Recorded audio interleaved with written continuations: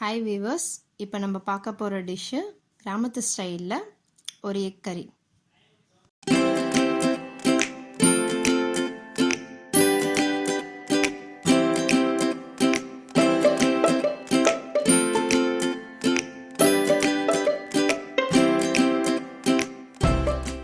ஒரு வானலை அடுப்பில் வச்சுக்கலாம். அடுப்பை மீடியம் ஃப்ளேமில் வச்சுக்கலாம். வானல் ஃபஸ்ட் சூடாகட்டும்.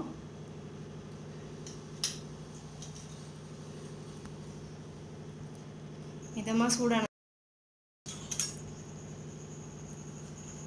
ஒரு 2 ஸ்பூன் மல்லி சேர்த்துக்கலாம், தனியா சேர்த்துக்கலாம். அப்படியே லேசாக வறுத்துக்கலாம். அடுப்பை சிம்லேயே வச்சுக்கோங்க.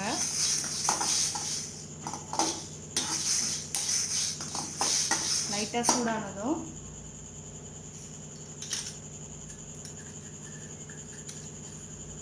ஒரு ஸ்பூன் ஜீரகம் சேர்த்துக்கலாம்.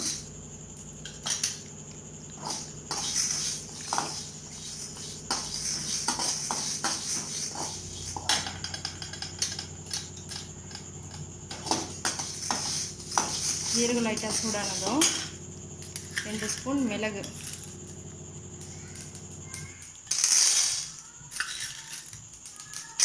சேர்த்துக்கலாம்.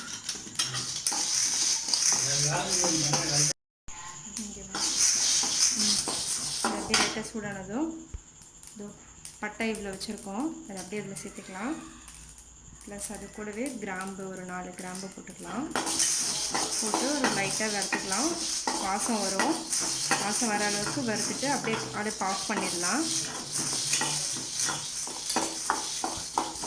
அடுப்பு ஆஃப் பண்ணிட்டு தேங்காய் ஒரு ஆஃப் கப் அளவு தேங்காய் வந்து இதில் சேர்த்துக்கிறேன். இந்த வானல் சூட்டுலேயே கொஞ்சம் அப்படியே வதக்கி விட்டுறோம்.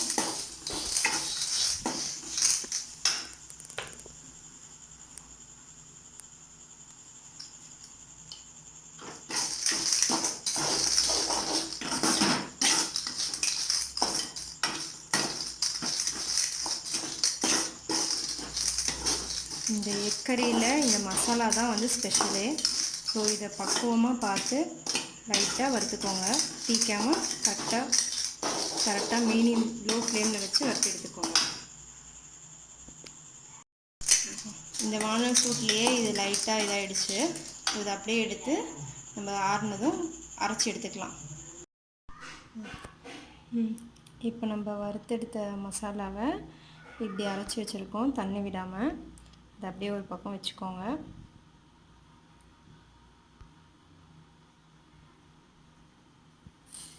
அடுத்து முட்டையை வேக வச்சுருக்கோம். ஒரு 5 முட்டை ஆல்ரெடி வேக வச்சுருக்கோம்.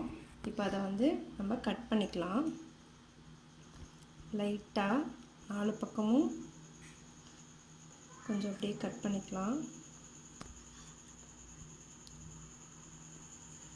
உள்ளே போகிற மாதிரி மசாலா வந்து உள்ளே போனதுக்காக கட் பண்ணிக்கிறோம். ரொம்ப டீப்பாக கட் பண்ணிடாதீங்க, முட்டை உடைஞ்சி வந்துடும்.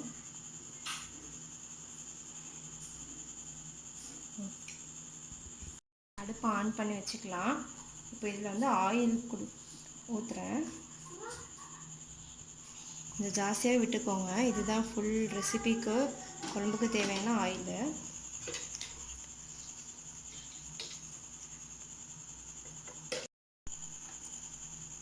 கால் டீஸ்பூன் மஞ்சள்தூள் ஆட் பண்ணிக்கோங்க. அடுப்பை சிம்லேயே வச்சுக்கோங்க.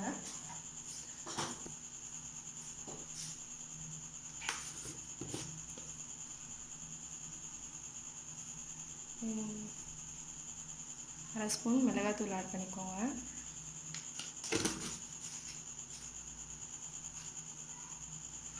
கொஞ்சம் உப்பு ஆட் பண்ணிக்கோங்க. பண்ணிவிட்டு இதை நல்லா மிக்ஸ் பண்ணுங்கள். மிக்ஸ் ஆகி நல்லா ஆயில் ஆயில் கொதித்ததுக்கப்புறம் நம்ம அந்த எக்கை வந்து ஃப்ரை பண்ண போகிறோம். நல்லா மிக்ஸ் பண்ணிக்கோங்க. ஆயில் ஹீட் ஆனதுக்கப்புறம் இந்த எக்கை போட்டு நம்ம வறுத்து எடுக்க போகிறோம்.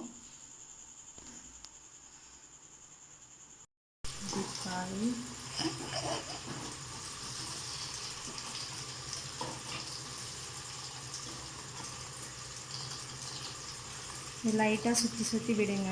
ஸோ எல்லா பக்கமும் கொஞ்சம் ஃப்ரை ஆகிற மாதிரி விடுங்க.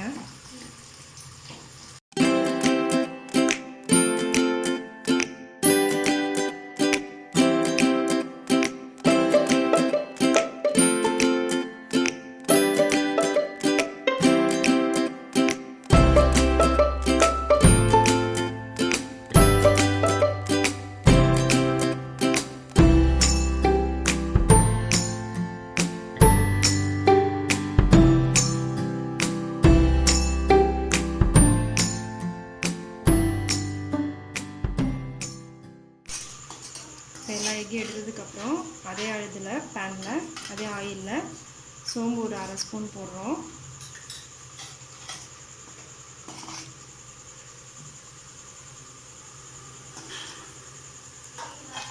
அப்புறம் பொடியாக நறுக்கி வச்சுருக்கிற ஆனியன்ஸு ஒரு 3 ஆனியன் வந்து பொடியாக நறுக்கி எடுத்து வச்சுருக்கோம்.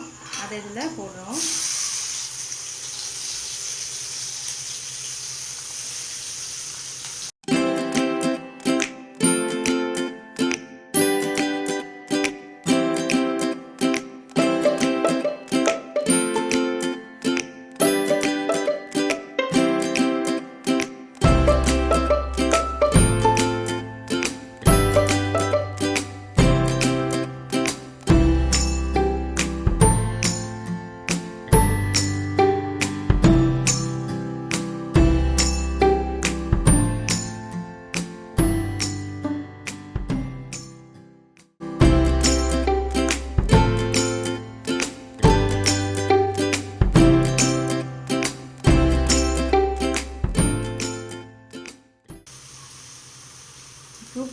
கருவேப்பிலை கொஞ்சம் ஆட் பண்ணிக்கோங்க.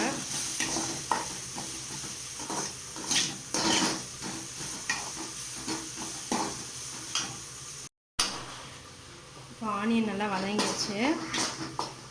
இப்போ 1 spoon ginger garlic paste add பண்ணிக்கலாம்.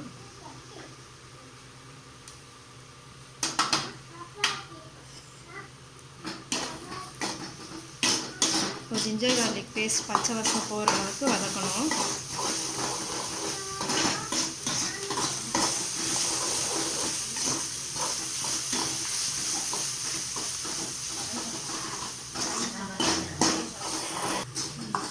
பச்சை வாசனை போயிடுச்சு. அடுத்தது இப்போது நம்ம டொமேட்டோ ஒரு 3 தக்காளி எடுத்து அரைச்சி வச்சுருக்கோம். அந்த தக்காளி பேஸ்ட்டை இங்கே இதில் சேர்க்குறோம்.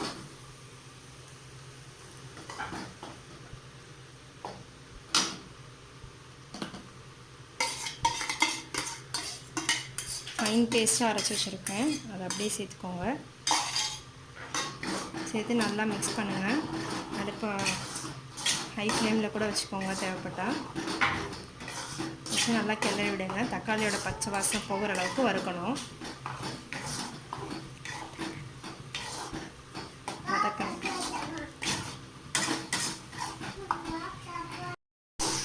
இப்போ தக்காளி நல்லா வதங்கிடுச்சு பாருங்கள். ஆயில் மேலே வர ஆரம்பிக்குது. நல்லா அப்படி ஆயில் மேலே வந்ததுக்கப்புறம் நம்ம அரைச்சி வைக்கிற மசாலாவை சேர்க்கணும்.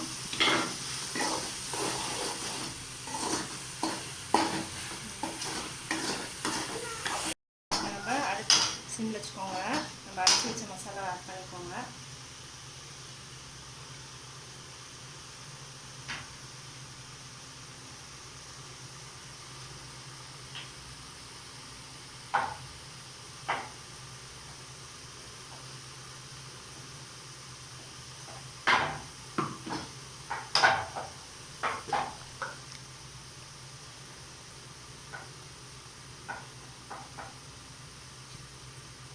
கொஞ்சமாக மிளகாத்தூள் ஆட் பண்ணிக்கோங்க. ஆல்ரெடி 1/2 ஸ்பூன் போட்டிருக்கோம்.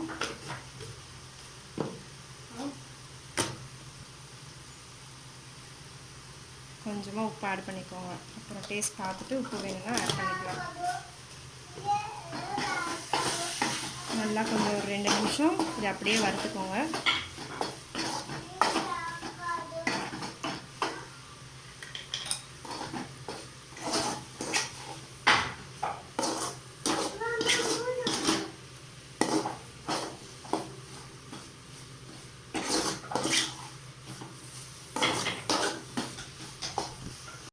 இப்போது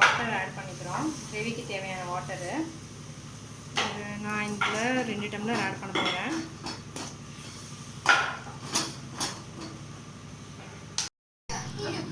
இப்போ இதில் 3 டம்ளர் தண்ணி ஊற்றிருக்கேன்.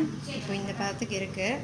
இது நல்லா குக் ஆகிறதுக்கு நம்ம மூடி வைக்கணும். ஃபஸ்ட்டு அதுக்கு முன்னாடி டேஸ்ட் பார்த்துடலாம், உப்பு காரம் எப்படி இருக்குன்ட்டு பார்த்துட்டு தேவையான அளவு காரமோ உப்போ தேவைன்னா சேர்த்துக்கு ஆட் பண்ணிக்கோங்க.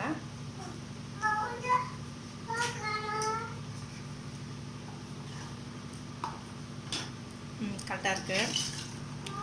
ஸோ இதை அப்படியே நம்ம க்ளோஸ் பண்ணி வச்சுக்கலாம். ஒரு 10 இருக்கா, இதை க்ளோஸ் பண்ணி ஒரு 10 மினிட்ஸ் குக் பண்ணிக்கலாம்.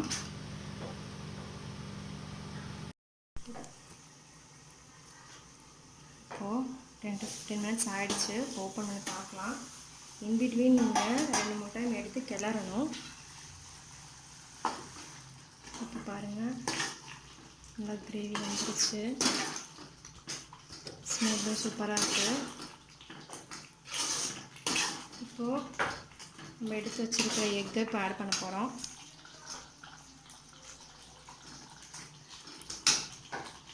எக் இதில் ஆட் பண்ணிக்கோங்க.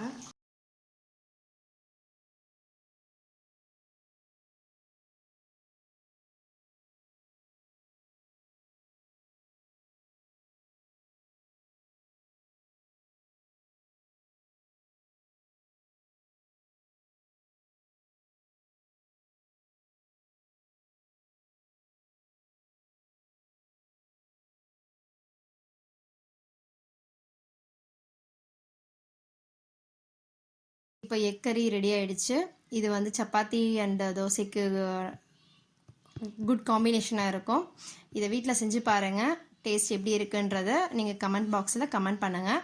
இது சூப்பராக டேஸ்டியாக இருக்கும். ட்ரை பண்ணி பாருங்கள். மறக்காமல் நம்ம சேனலை சப்ஸ்கிரைப் பண்ணுங்கள்.